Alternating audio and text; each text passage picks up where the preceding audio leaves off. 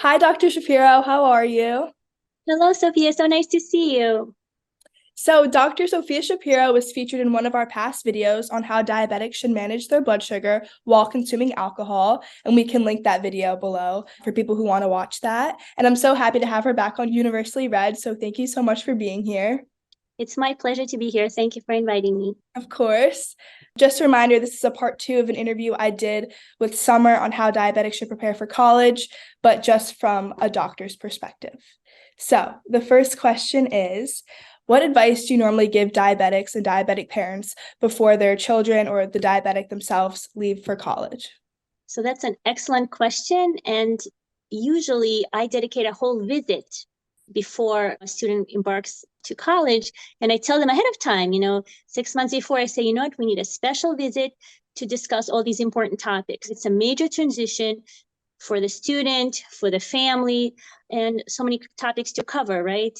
Whether the student has a meal plan, whether they're living at home, whether they're on a sensor and pump, and how to adjust for different activity levels, how to estimate carbohydrates better, all these things. And also important topics like drinking alcohol, exercise, all these things. We review safe driving. So we can go in each of these in further detail, but it's not just one part or one specific type 1 diabetes factor. It's everything, right? Because depending on whether a student wants to dorm, the question always arises, do I need a private room? Do I need special accommodations? All these things. So we go into each of these in full detail. And I have this conversation usually with the student because that's the time when it's going to be mostly you guys, right? Of course, parents want to be involved and they should be involved, but want to empower the students, the young adults, so to speak, to really own this and be honest and say, are you planning to drink in college? How open are you about your type 1? Have you accepted your type 1? Are you going to be kind of upfront about it and say, guys, this is what I have, like, back me up? Or are you going to hide it and say, I don't want people to know about it? If I had one advice about preparing for this transition is first to talk to kind of your family and be open with yourself. Have I accepted my type 1? Am I going to be open about it? Or am I not so open about it and I don't want people to know at first? And that's okay. But that will change if there's a party, like how can I prepare for drinking some alcohol and yet having the backups that I need so you don't have hypoglycemia, which we'll talk about. Yeah, that makes a lot of sense. And I know everyone's different, so it's kind of just about finding the balance. That's why I think it's good to speak with a doctor that you know and that you've been working with for a while because they kind of know you best. So, yeah. And I know you also mentioned something about accommodations. So I kind of want to just piggyback off of that. Are diabetics entitled to special accommodations, whether it be like housing or academic related? Right. So accommodations do change the older you get. For example, a young child may need a paraprofessional, certainly not an issue with a young adult. But test taking accommodations are always in place, right? So you are allowed extra test taking time just in case any type 1 related issue arises. Unlimited access to water and snacks. So at any test taking site, whether it's college related, government related, they say no eating during the test and no breaks. That doesn't apply, okay, which is kind of nice to have that backup. So unlimited access to water and snacks, unlimited access to fast acting glucose. I also recommend air conditioned room. It should be a default, in our day and age. But if somebody takes transportation, that's usually for more of our kind of a special needs community, a private bus, right? So that there's less of a duration of transport. And private room is a big one, right? Because let's talk about that. On one hand, we want our college experience to be whatever it would be, type 1 diabetes aside, right? If people want a roommate, I think it's an important kind of fun, could be challenging, but still, kind of part. But a private room is nice because you have a mini fridge. That's where you store your insulin. That's where you store your, whether it's pen needles or pump supplies. And if you're with a roommate, hopefully it's a understandable, mature adults, but needles are not safe in everybody's hands. And if you want that part to be private, I think it's appropriate and reasonable to request a private room. That said, when we talk about risk of hypoglycemia, if somebody does decide to drink with type 1, it's really helpful to have a roommate because that's your backup. And you can teach that roommate about signs and concerning symptoms you may have. So if you have a private room, I always advise my students, you have to be even more with it, because when you come to your dorm, right, if it's a private room, you better know what you're doing. You better have those backups in place, whether it's the sensor, your backup buddies who are watching you. You need to eat before you go to sleep, right? All these things for hypoglycemia prevention go up a notch when you have a private room. So private room is there for if that's something you want, but it's not a mandatory thing. I think a private fridge you're entitled to for sure. Those are the ones I can think of. Okay. Let's say you do choose to have a roommate. Do you think, like, from a doctor's perspective, it's reasonable if the parents kind of get their phone number or get like the residence hall manager number? Like, what do you think? Because I know Summer, the college student we interviewed previously to this, said that she kind of felt wrong putting that responsibility on like an 18-year-old girl who just is like going to college for the first time. So what's kind of like your view on that? And how do you think someone should approach that? That's an excellent question. And you know what? As I've been doing this, I'm learning from my families and my students. I think it's great. I think, when you pair you up, some colleges ask if you have any medical conditions or special requests. And that's a good place to say, like, I have type 1 diabetes. And, I would like somebody to kind of, in case of emergency, know what to do and feel comfortable administering emergency glucagon, even though now it's easier with the Baqsimi spray, but still kind of feel comfortable, right? So if you feel comfortable, and I hope you do, to be open about your type 1, absolutely. I think it's a great idea to reach out to that roommate and say, hey, I'm so excited. We're going to be roommates. I just want to let you know I have type 1. Most of the time, they'll be totally happy that you told them ahead of time and say, like, I have a fridge. We can definitely share it, but I'm also going to have my insulin in there. Be upfront about it. Say, I have a sensor, it's beeps sometimes. And I think roommates will appreciate that. And parents, absolutely. That's your parent-to-parent connection. And in case of an emergency, I think it's so helpful for a parent if you can't reach someone to say, hey, do you mind calling, Lisa to see how, Mary's doing? I can't get in touch with her.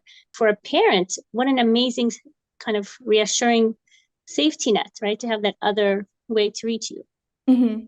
Kind of going in a different direction. What advice do you give kids if they don't wake up from their Dexcom alarm?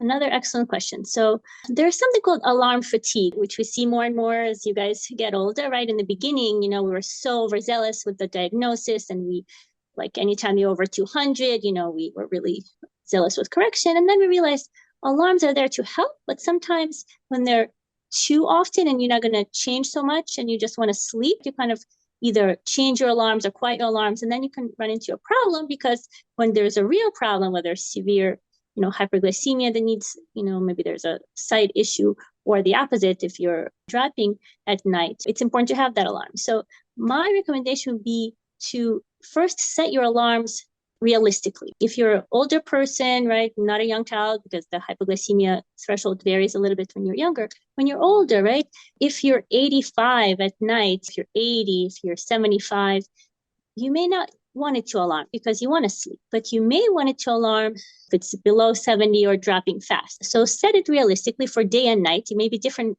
during the day, right? Because you're awake and you can feel your lows, hopefully, both day and night, but night is more concerning.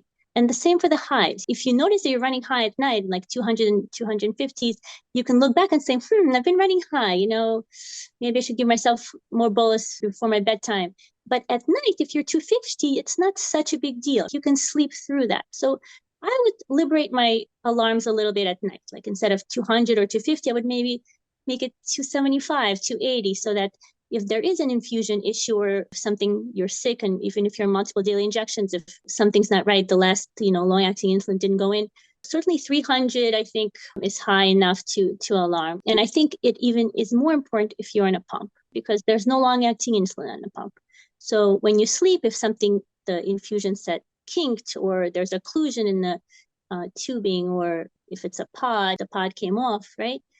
You're sleeping. Once 4 hours is gone, after that, the DKA slope begins, right? You have no long-acting insulin. So that's when alarm becomes important, because that's when you can wake up throwing up and you're in DKA. Yeah. So that's my advice. Realistic alarm, so you don't get alarm fatigue.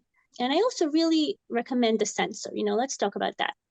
Technology is amazing these days. It doesn't work perfectly all the time, but when it works, and you're still the brain of the operation, right? If the sensor says you're dropping and it's 40, but you feel fine, you know that it may be a compression low. So you still kind of interpret everything. But that aside, I'm a big proponent of sensors. even more so, believe it or not, than pumps. Sensors are your GPS. Sensors tell you where you are and where you're going. It can prevent both highs and lows. And especially with you young people, so many of you are athletic, and exercise can certainly have that hypoglycemia risk. Plus the foods that you're eating. It's so hard to estimate college food. So that's how you learn. If you see that, wow, last time I gave 6 units, oh my God, like that didn't do anything for that nacho grande I had. Next time you're in the cafeteria and say, oh, this time I'm going to give like 9 or 10, because you wouldn't have seen that rise if you're doing finger sticks. And I do have patients who use the glucose meter who are not using the sensor. Some of them are doing well. That's usually an exceptional patient. Most of us, after being on a sensor, we're spoiled. Sensors are great. You don't need to finger stick. So if you don't have your sensor, most of us are not as likely to finger stick so much. So I feel that the sensor and the information it gives you is definitely the way to go, right now at least. Yeah, I agree. There's also, I don't know if you've ever heard of the app. I think it's called SugarMate. I haven't used it, but I think it works hand in hand with the Dexcom, I'm pretty sure. And if you don't like dismiss your alarm in the middle of the night, let's say if you're going really, really low, they'll actually call you to wake you up, like the company. So I think that's also something that I've heard that works for a lot of people who sleep through their alarms as well. I have not heard that. And, I just learned something from you. So I always say, I always learn from my patients, because you guys are the ones living with it. And Yeah. I'm going to pass this along to my patients. So next question, how much or how little do you think parents should be involved in their child's transition to college? So of course, every family is different. Every student, every person with type 1 is different. My biggest advice is that I want all of our young people, older students, to be open and honest with their parents. Data sharing is an option, right? So your parents can see your Dexcom. So on one hand, it's a great help. And especially depending when we're diagnosed, kids who are diagnosed younger have a little more experience with their type 1 and kind of are more independent. If you were diagnosed a year or two before you leave for college, parents still play a very important role in that management. So that said, on one hand, it's good to have that protection, right? Your parents can see if you're dropping at night, and they can call you if you don't hear that Dexcom alarm or a Medtronic sensor alarm or Libre, any, alarm that you have. But on the other hand, you want that independence. You kind of want to say, like, give me a chance. This is me now. So there's no right way. But if you do want to be independent and you say, okay, mom, time to stop sharing my Dexcom or other sensor, then you really have to be responsible, right? Let's face it. Type 1 is still a chronic condition. The severe hyperglycemia can be very harmful. Once that glucose drops below 40, right, that's when mental status changes occur. You can lose consciousness, God forbid, seizures can occur. So once it's you and nobody's seeing your data, you have to take all the necessary precautions. You have to be really on top of things to prevent severe lows. And the same for severe highs. Nobody wants to go into diabetic ketoacidosis, especially when they're at school, especially when they're far from home. So be honest and say, like, Mom, I think I can do this. I'll definitely change my pump on time. I'll give my long-acting insulin on time. And it's hard. It's hard. Going back to your question about the big transition, everything is different. If you're living on campus, you don't have that same structure. The food is different. Your daily activities varies. Unlike you go to school, you come home. Now you have classes different parts of the week. You have athletic responsibilities, social events. So that said, just be honest. And you say, Mom, like, yeah, I would really appreciate your help. Like, yeah, let's say tonight I'm going out with my friends. I'm going to drink a little bit. I'm going to be responsible. But if you see that I'm dropping or whatever, call me, call my roommate. And that's, to me, is like a really mature way to handle it. So just be honest with yourself, be honest with your parents, be open with them as always, open communication. And it's not going to be perfect, but ultimately it's all about safety. We want you to be healthy. We don't want you to have a severe low. We don't want you to go to the emergency room. Of course, if you need to, that's where we want you to go. But the big goal, hopefully, is to prevent it. How should diabetics deal with insulin and other medical shipments?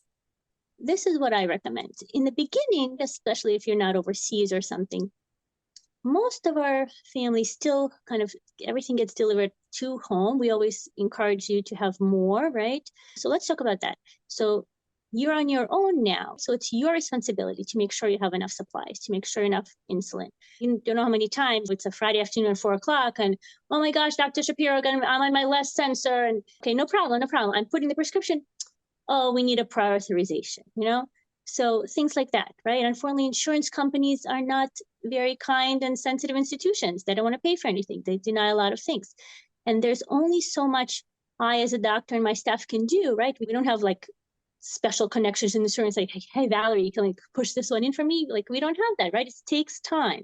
So this is an important question that you raise. You young people, you're very, very intelligent and ambitious, but with age, you realize things don't happen like this. And sometimes you leave things for the last moment, hoping and optimistic that things will get done. And we really try hard, but sometimes they don't. And that's really kind of an emergency, right? You need your insulin. So this is what I recommend. Always make sure the lowest buffer is 2 weeks. You should have 2 weeks of supplies, whether it's long-acting insulin, pen needles, whether it's tubing, sensors, because if something happens and your next delivery doesn't come in, there's a prior authorization needed, we have that buffer. And you should have a pharmacy locally, because if you do need something, vial broke or this and that, it's good to have a local pharmacy. Now, pump supplies usually are not available at local pharmacies. So your diabetes shipment or diabetes dedicated specialty pharmacy, most of the time is still through your parents, through your home, right? And when you see each other, whether it's on Thanksgiving and Christmas, you pick it up. With time, I've noticed that, after that first year, then you may you have your address and people live like in, not in the dorm, but off campus, then you can ship it to you directly. But in the beginning, that's what I would recommend. Too many changes at once. Just have more supplies at home. Take more supplies. The mini fridge, hopefully private fridge, will help you in your dorm room, but always leave yourself enough time so that you don't run out of supplies. That's a good time frame. And I also find, like, especially when ordering like new transmitters for the Dexcom, setting reminders on my phone and like having that like second like reminder is just good to have, because in college a lot of stuff happens. You're busy studying for a test or being with your friends, and it can kind of like get out of your mind. So I think having that reminder and making sure you circle back every once in a while and like look at your supplies and say, okay, what do I need, can be helpful. That's terrific. Yes, I totally agree. And another way to kind of let your parents be involved, say like, Mom, you may not want to see my sensor all the time, but where I could really be helpful, you can call mom and say, like, what?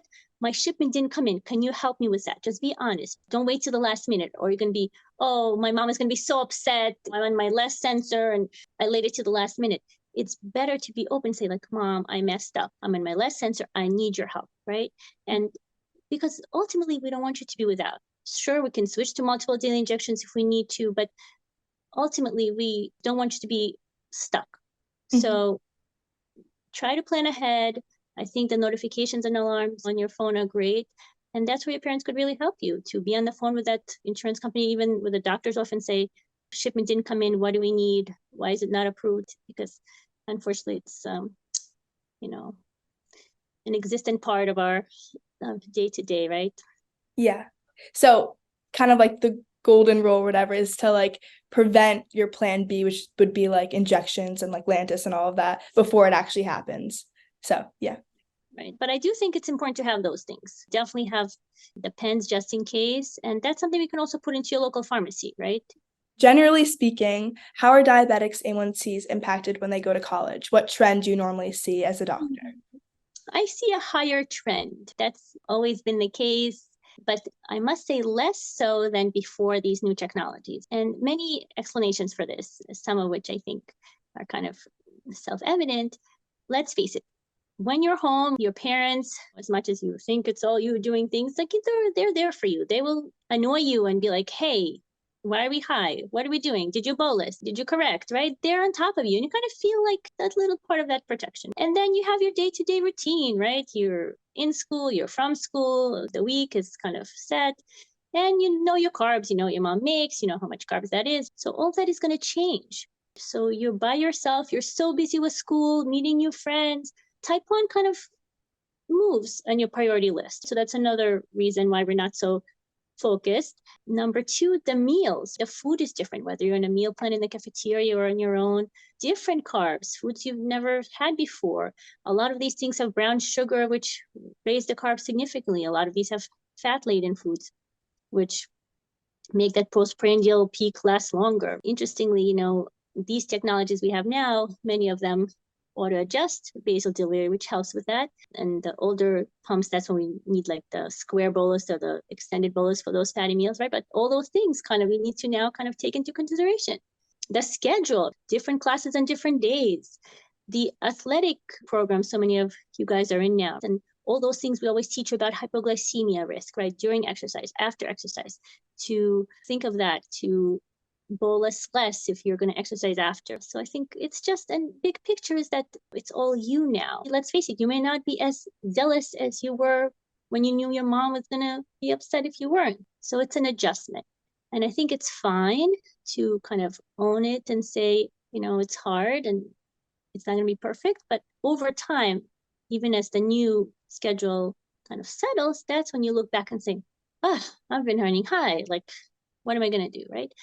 And interestingly, telehealth, right? Even when you guys are away from home, if you're in a sensor, we can see your sensor remotely now, which is an amazing tool. I always encourage my patients when they go to school, say, yes, I'm going to see you on Thanksgiving, but I'm here. You can always send a message like Dr. Shapiro, my numbers are all over the place, or like I've been having unexplained lows. We can look at your trends and kind of see what's going on and adjust remotely. So that's so helpful. So I would definitely take advantage of that. Yeah, it's good to know that you have that support system, whether it be your parents or your doctors. And now it's just so convenient that they can look like you said. So definitely utilizing all your resources will help, I would say. So just circling back to something we mentioned before about feeling uncomfortable, putting your roommate or your friends in a certain position, do you think that diabetics should tell their roommate or their RA how to use the Baqsimi or the glucagon pen? Because I know you don't want to put them in a bad position or make them nervous, but it is life and death. So how do you think from a doctor's perspective, do you think it's necessary to do that? Or how do you think one should kind of introduce these medical supplies? Another great question. I think absolutely your roommate should know how to use the glucagon, whether it's intramuscular or intranasal. Once you have a roommate, you're living together, the roommate will see your day-to-day diabetes care, right? Whether you're injecting yourself with multiple daily injections, whether you're changing out your pump. So I think it's an important teaching moment to explain, this is what I do, this is where I see my numbers. And then you can just say, I want to tell you something important because in case I have a real low blood sugar, I want you to know what it looks like. And in case of severe emergency, I need you to give me this, whether it's again intramuscular glucagon or intranasal glucagon. Absolutely. Not only for your safety, for that person, right? Because they will feel blindsided if you kind of feel dizzy or shaky and they'll say, oh my God, what is this? You can not even start with glucagon. You can say, this is what happens to me when I go low. Usually I can feel my lows. My alarm will tell me if I'm low.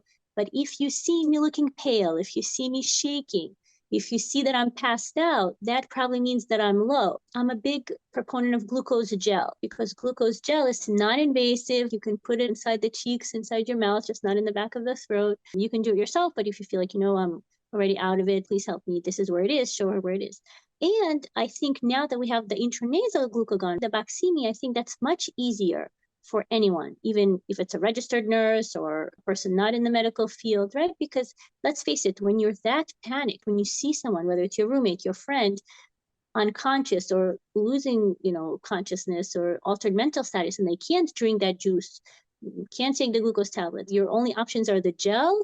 But if you're that out of it, it will work fast. So intranasal glucagon is not a shot. You don't have to worry about giving a shot, no matter how many times you think you practice and you know what to do. When you're in that panicked state, it's difficult. It's difficult for us doctors. It's different when you're in that scenario. So intranasal is easier. So absolutely be proactive. Show them, teach them how it works, show them where it is. Tell your friends, because your roommate is just one of your friends. Tell your close friends on campus. Hopefully, many of them already know you have to have one, but teach them this so that they'll be your backup, right?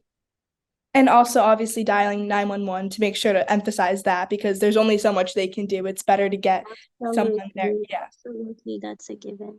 Yeah. Do you recommend that the Baqsimi be in the dorm room or carried in your medical bag? Where do you think someone should store it? So Baqsimi is room temperature, right? As long as you don't leave it in a parked car in the heat. We always talk about having things on your body all the time. You guys all do that. I think Baqsimi can and should be part of that, but you should definitely have it in your dorm room. That's a given. I always give between 2 and 3, like I always say, one for home, one for school or school nurse. But when you're in college, I think it's reasonable to have one in your bag. Harder when you're going to parties and your bags are small, but let's say even if it's not far from your room and you feel like you don't want to have the Baqsimi with you and you just have the, glucose tabs, I would have it with you. If there's a party and there's going to be a risk of lows, whether it's always there, right? But if it's a major risk, for example, like if you're drinking alcohol, absolutely have it with you. Do you have any online resources diabetics should turn to if they have any questions or they need help for something? Absolutely. So for all people with type 1, JDRF is an excellent resource. It has everything from drinking with type 1 guidelines to community and social support. But specifically for college students, I think there are two great resources. First one is called College Diabetes Network, or CDN. It's basically everything with college and type 1. It has your local chapters. You can actually see in your college that's something they're open about, like, and registered with the CDN, who has type 1, right? You can connect with them even before. It also has a great sports section because there are many athletes who have type 1, and that means they have special nutritionists and coaches who are familiar with type 1, and that's a great community. And the second is something called Beyond Type 1. Okay, Beyond Type 1 is not just for college, but it really has a lot of personal experience and very touching stories, anything from being diagnosed with type 1, and a very wonderful section, I think, about, again, drinking and type 1. And I know we discussed it in the past in full detail. So, Sophia, thank you for listing that website. But that one is a great source because it talks about everything. Yeah, wow, that sounds great. I'll definitely look into that before I go, and even maybe as soon as now. Thank you so much, Dr. Shapiro, for joining me today. Everything you said was very helpful, and I'll definitely take it into account when I go to college in the fall. Well, thank you so much for including me. And I want to thank you, Sophia, because I think it's remarkable what you're doing. You're really using your type 1 as a platform to educate others. I think it's great. And like I said before, I'm learning so much from you and all of my type 1 patients and families. So I want everybody to have a wonderful and safe college experience. And I look forward to learning all the exciting things that you do in the future. Yeah, thank you so much. Thank Bye. you. Bye-bye.